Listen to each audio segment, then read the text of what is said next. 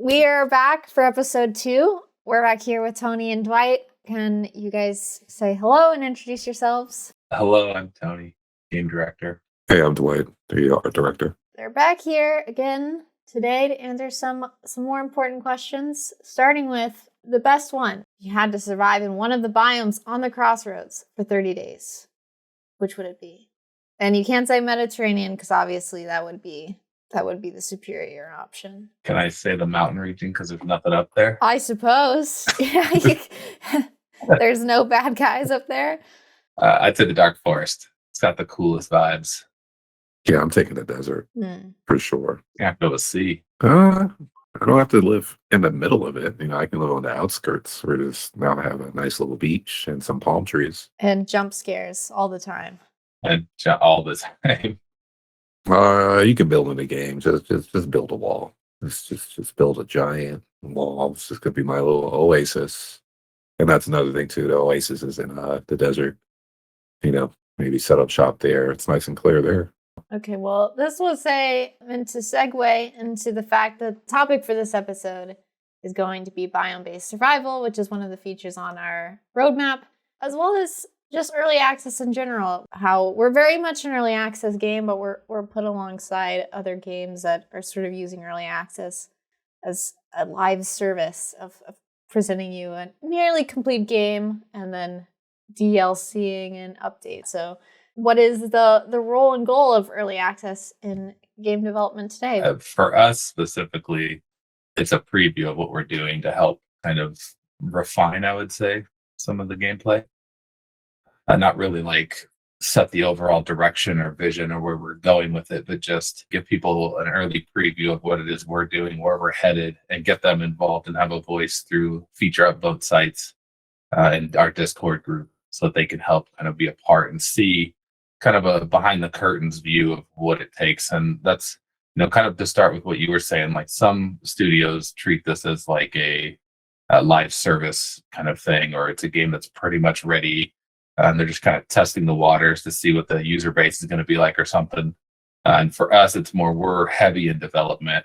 And some areas are still in like pre-planning phases towards the late game of development. So people are going to see where we're at currently and help kind of have a voice in where we're headed or refine, I guess, some of those things. To jump off of that, we're in early access to get feedback. And so we wanted to come into early access with a certain foundation of the game done so we can make sure we're not getting completely random, notes on going in a completely different direction of the game. So how did we decide on what those foundation, the core elements of the game needed to be in coming into early access? So I think there's core elements of the game that just have to be there, that regardless of other side features, like, we have to be able to build and craft.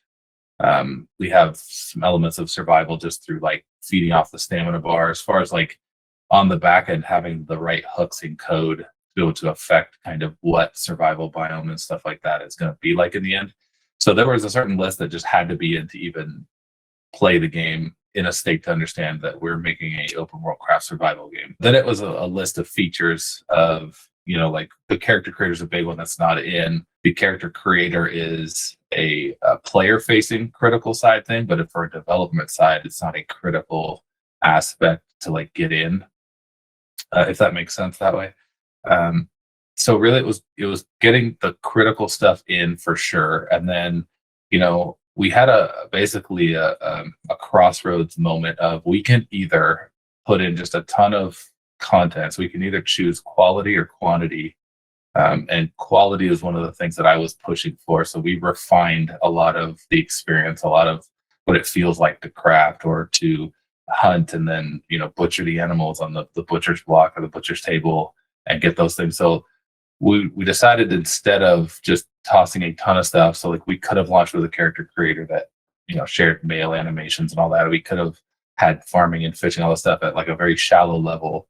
But instead, really it was at that point when we had the real critical components in, it was a conscious choice to choose quality. And that's what we've been focusing on. When I was first doing research, coming into the team, I saw a lot of early access games that are really early in development. They really do need the player feedback. But a lot of teams might get lost in the player feedback or try to dedicate too much of the decision making to what players were suggesting to put in there. At some point, even a team that had like shut down development because they completely even made a statement that they had lost the plot along the way. So while we want to be in early access and get player feedback, and we want to have these foundation critical elements, and how during this process are you weighing, here's the things we already wanted to do, here's the things players suggested that align with the vision, and here are things that's cool, but that's not what's going to make our game unique, and that's not worth our time. Yeah, that can actually be one of the harder parts of being at like a director level or even leads over certain departments. It's other people's visions and opinions, because there are just better opinions or not in some regards, but you start hearing about ideas of, well, wouldn't it be cool if you do this or this? And like, those can be fantastic ideas, and they would need a whole development team to like really put it into practice and put it into the game. So I think like teams that lose sight of vision or focus on the players and they get spread thin would be more because there's a lack of vision for where they were headed already. So for us, like we have the end goal of where we're headed. We know what we're doing as far as these major updates and what's coming. So when I'm talking about like the player feedback, it's refinement of certain features. It's you know, you're filtering through the feature upvote site, and that's what's nice about that site as well, is it's a communal voice for the people to say, no, this is actually really important to us. We would like you to add this into the game, and then we can weigh it into where we're headed and if it fits, and if it's going to take too much time away from what we're going and where we're headed. So there has to be a balance, obviously, between where we're going and what the player base is wanting. And if the player base is just unanimous in wanting something, we'll do our best to add those type of things in. But really, you have to filter a lot of ideas and a lot of thoughts, and then take it into this like the full spectrum of the entire game, because that's the other side. I get a lot of ideas from even internal people or from feature upvote sites or Discord, and they're just focused on like the one feature or the one aspect that they're talking about and how cool it would be.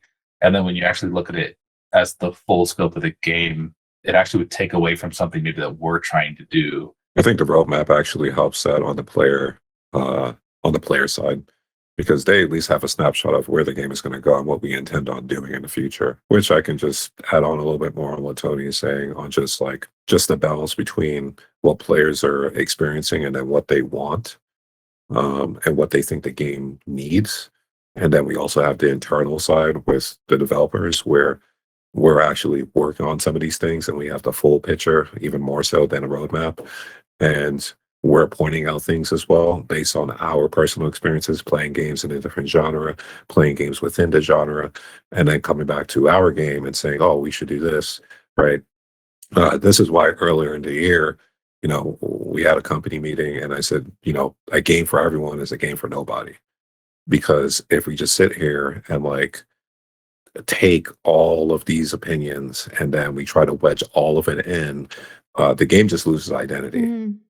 And that's super important, right? And that's what makes it difficult. Like the higher up you are in terms of management, what like Tony was saying on a director level, you're the good guy and you're also the bad guy, right? We rather spin the game into this direction where maybe we want to focus on.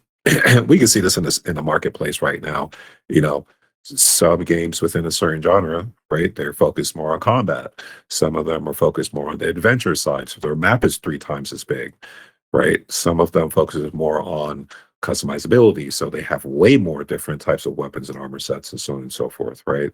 But it all comes at a cost. And typically when you see that there's a game that has all of these things, it usually takes them a long time to make that, and with a bigger team, right? So those are all things that I do believe both internally and on the customer facing side, the actual players would need to understand when they're actually giving feedback, and if they're giving feedback on a serious sense, not just on a, I got pissed off of this one thing that's in development. That's a different thing. People who are like really serious, like, hey, I've put the 60 hours, I've put 100 hours, or whatever the hours may be. And after playing with this solo and playing this with my friends and like really figuring out if I like this or not, here's my opinion. That holds a little bit more weight to it. But the feedback is the most dangerous is, I played this X game. Can you take this feature and put it into yours? And that is the most dangerous one, because then it becomes well, what game are you talking about? And is it even in the same genre? Or is this something from a first person shooter that you want in an open world survival crafting game, right? Like, and then the game has an identity crisis. It feels like it's trying to be everything, but it fails at everything, right? Like, I usually equate that to some sort of food, to like a recipe. Like, you can't just take butter or something or fish oil and just throw it into another meal, like because someone says they want it. Like, yeah, people that look at other games, oh, this is a really cool feature. It's cool because it fits within the scope and genre and like the theming of their game that they're playing. It may be totally out of place, to just throw that into their game. Specifically, when I see things like people really wanting base defense or PvP, comparing that to the fact that we're trying to really focus on PvE and the raids and the boss fights. I think a big difference as far as like the base defense and kind of the raid stuff we're doing is, one of our goals internally is to allow the players to opt into things. So opting into combat, opting into when they want to fight and when they want to chill. So like our Mediterranean biome is purposefully supposed to be a more relaxing area where you're not having your base destroyed every 10 minutes and stuff. And so like there's enough games in the market and in the genre that have that feature, and it's totally fine if that's what the player base wants there. Go play those games and stuff. Like, we're trying to do something that's a little different there and say like, we're going to have those type of experiences in these raids and stuff. So not base defense, but this kind of bigger combat experience, but you choose when you want to go do it. You level up what you are comfortable with and then go do this combat experience. There's so many of these things on the list to go through and talk about all of them, but is there any feature that we've seen requested a lot that we know this just isn't in the vision for our game that you wanted to talk about? I mean, you've got the procedural map side there. That's a one that I've seen come up quite a bit too. That would be an entire production pivot and R&D, and like the actual world that we're building off of is the foundation of everything in the game, right? Like all of our AI navigation, base building placement and all that stuff all works off of the landscape and the terrain. So switching to a procedural based system at this point, it's not really an option without basically just doing an overhaul of the game. Mm-hmm. I'm glad you mentioned AI. I'm glad you mentioned that. It's like, that would be my first question to anyone that may have mentioned, oh yeah, just switch it, just switch to a procedural map. What about AI? And it really comes down to, like we're using Unreal 5, so it's kind of Unreal 5's latest tech. It's Lumen, it's Nanite, it's this new tech that's coming up that like for teams to take that new tech and then on top of that do procedural things with it and do like, that's R&D, that's research time, that's a lot of code under the hood that needs to get changed and done for that. And it just wasn't in the cards for us. It was kind of a, what do we want to do? We want to use Unreal as our engine base, as our solid foundation here with our team size. Then we kind of need to use a lot of the things that come out of the box from Unreal. Yeah, that's a tough one. So I put on to ask for this episode if there were going to be features that we're still considering adding to the game, but we specifically can't put on the roadmap because we're not really sure what the priority level is. Is there any of those that you can elaborate on of the potential for them? Yeah, I mean, Steam achievements will happen. That's something that we will definitely do. The mount side is something that has been discussed internally, pros and cons of it. Like map size is one of them, give someone a mount that can go 10 times faster than the current player character, then we're going to start getting requests for bigger maps and stuff. And like right now, to support that is just not something that we could do currently. So it's not something we could say, hey, we're going to do mounts for sure in the game. Boats is another one that comes up quite a bit, and that would require basically islands and exploration. Definitely something that's being discussed internally, but what we need to do first is get all of the core elements of the game in, all the biomes, all the raids, all of that, so we know the full scope of code and size and everything that we're doing, the workflow for everything. Once we have all of that ironed out and we're going to say, okay, we're ready now to focus on our absolute V1 release, that's when things like that will start getting discussed of, hey, do we want to redo the map bigger and add mounts and do something, or is it like, no, like we feel like really good about what the game is. It's really well balanced. We've had great feedback from the community. Everything's feeling really good. Let's polish up what we've got and release it. Then we'll discuss, if this is a DLC thing or a Dawn of Defiance 2 thing or something. We've just talked about what did or did not get put on the roadmap, and one of the things that is on there is biome-based survival, and it's actually not just a feature that's going to be addressed, but it's also an important part of our update cadence. You can see on the roadmap graphic that the updates are currently labeled by biome, and that's because we've decided to center our updates around those biomes and the experiences within them, which is sort of like there's tons of different ways we could have gone about structuring our updates, but we decided to use the biomes. The biomes are good goalposts internally for us. It's a good way to say, here's a package that we want to deliver. Dark Forest, for example, here's the enemy list there. Here's the biome hazards there.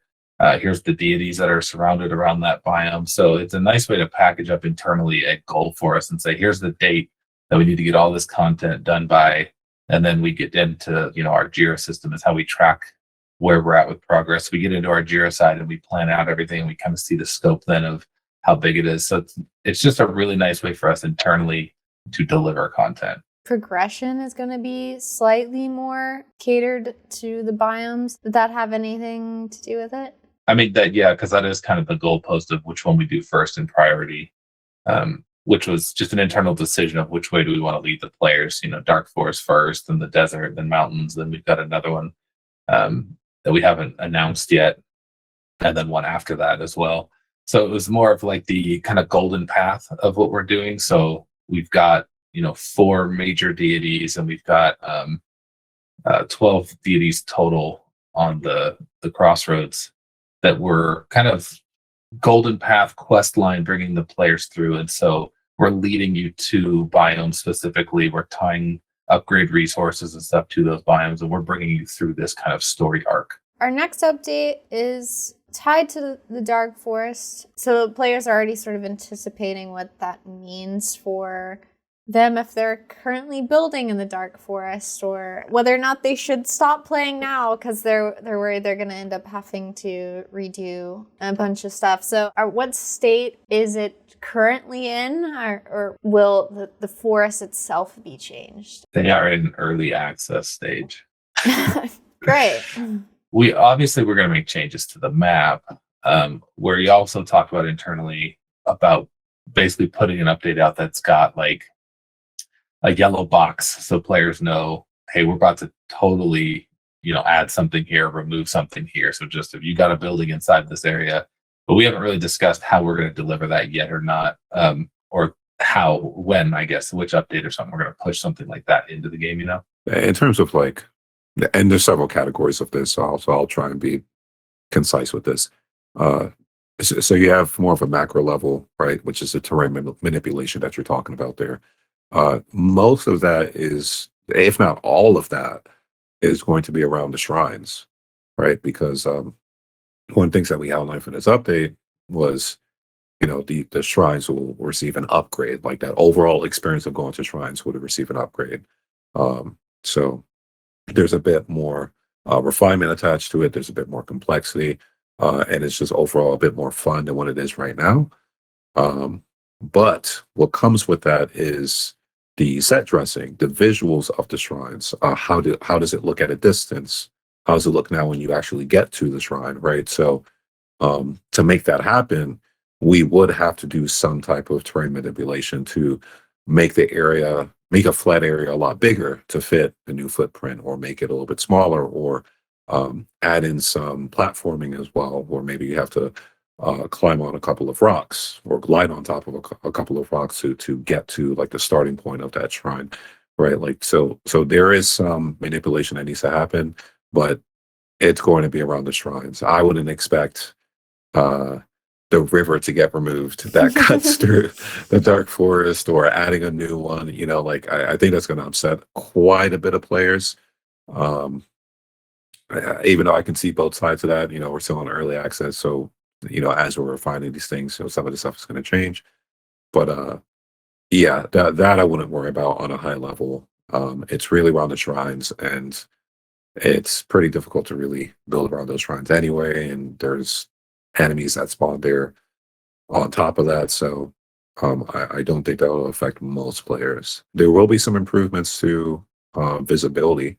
I don't want to speak too much on what we're doing for, essentially the post-process effects for that area, and the VFX and so on and so forth. I do want to leave some of that as a surprise, Hmm. but yeah, there are some post effects and some VFX work that I'm actively going through right now, to help increase the visual fidelity of that area, and also to lead the player into some of these new things we're adding. But yeah, I shouldn't expect you shouldn't expect too much heartbreak.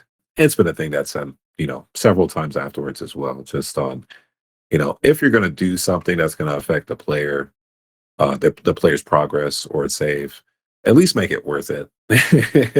At least make it worth it, right? It's just like, oh, I have to rebuild a quarter of, you know, my little city that I made.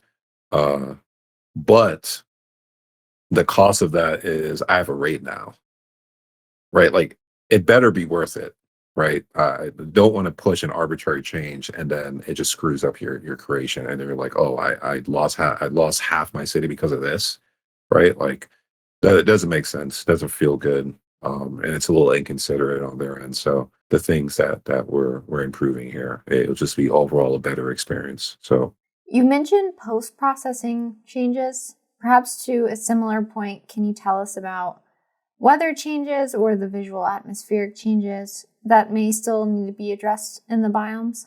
so visually expecting the visual expectation, it directly ties into some design work that we finalized recently. So I'd say each biome has a unique visual thing about them, right? So you have the dark forest. It's in the name, right? It's dark. So that is the visual thing there. The visibility is low. It's hard to make out um, who exactly is attacking you until they get within a certain range. There's a lot of like silhouette reading that you have to read. That's going to get played up quite a bit more in this next update, when it comes to some of the enemies that we have lined up. Uh, the desert, it's the sandstorms, obviously, and then the mountains you have the cloudy weather, where visibility is kind of medium, but now you're dealing with cloudy uh weather environments. You're dealing with some rain, you're dealing with some intense thunderstorms the higher up you go. uh I would say that you would see some improvements and some interesting ways that we're going to manipulate that through some of the stuff we're updating. I know it sounds pretty cryptic, but the visual changes that you will see has a design implication attached to it. Yeah, I'll leave it up to Tony on if he wants to spill out a little bit more on that. They'll definitely notice it for sure. Yeah, the PvE side of this ties directly into the biomes. Each biome is going to have its challenges to overcome. They are all going to be player versus environment challenges. I mean, they'll have enemies and stuff as well, which I would toss into there, but I'm talking more about like weather conditions. This is a lot of these are just like a spoiler questions, if you can give hints of, of what's coming Yeah. in the Yeah, biomes. yeah, yes, they are. That's what this People calls. just wanna know.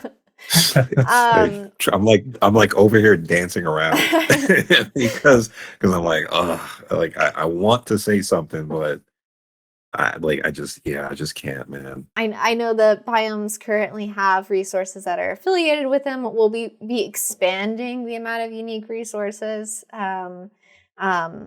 and expanding sort of the crafting potential of like adding more recipes because they're gonna have more things. Yes. Yeah. No. Yes. Yes. Yeah. The answer is Yeah. yes.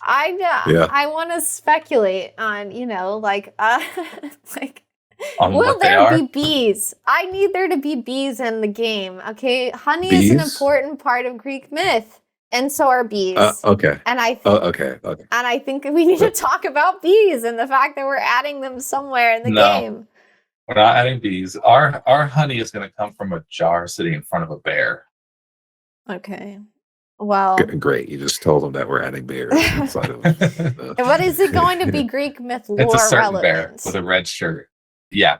All right, well, to give more detail to a specific question, we are going to phone in real quick another one of our developers, Micah, who is overseeing many of the environmental hazards and debuffs and coming updates. Please welcome Micah.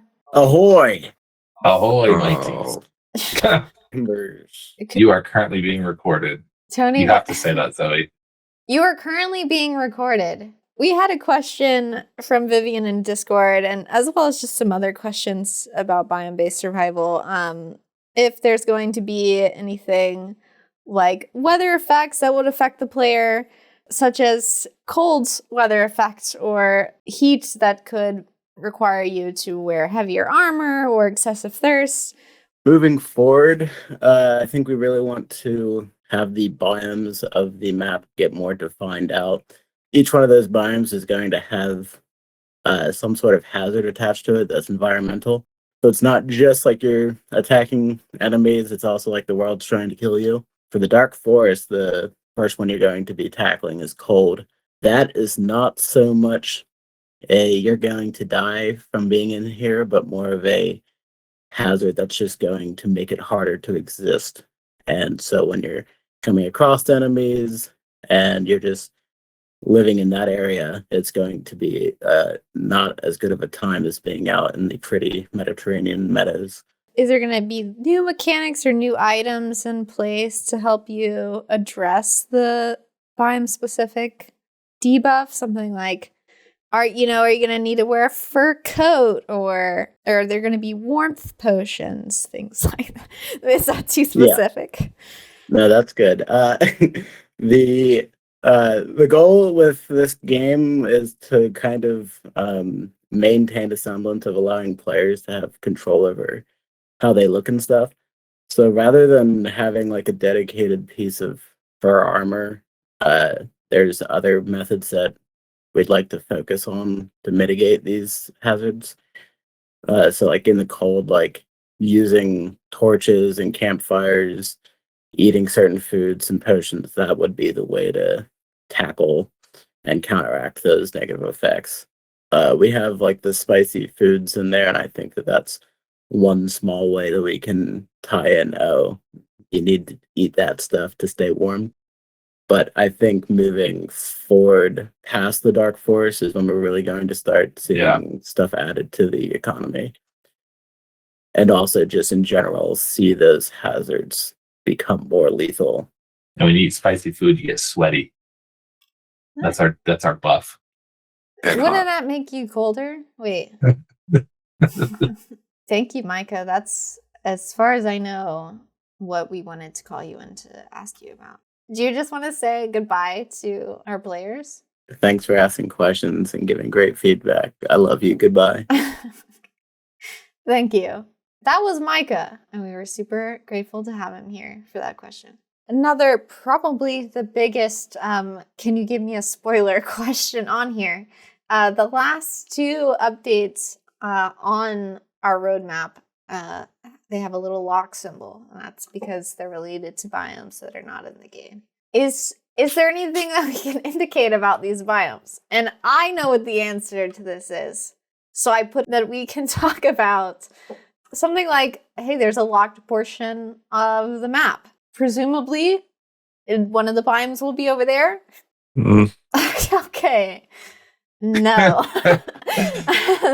It's not for show. We didn't put that on the map because putting a lock and a blur effect on the map was, it looked cool. The lock symbol on the map and that portion of the map was done for a couple reasons. One, kind of what we talked about earlier.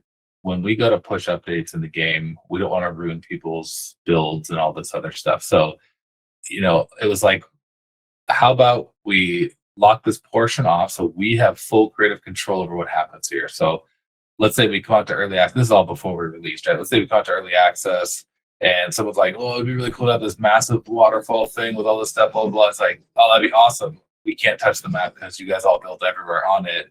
We don't want to just do it for no reason. So we have this locked portion of the map partially for us so that we have an area to say, we got these really cool ideas. Let's just do whatever we want to in this area before we release and unlock this area of the map. The second was team size and wanting to scope for what we could handle and manage to get done. So we locked a portion off so it wasn't just the same everywhere on the map. We locked an area to say, this we can touch later. Let's focus really hard. This kind of goes back to my quality over quantity discussions that we've had before launching into early access.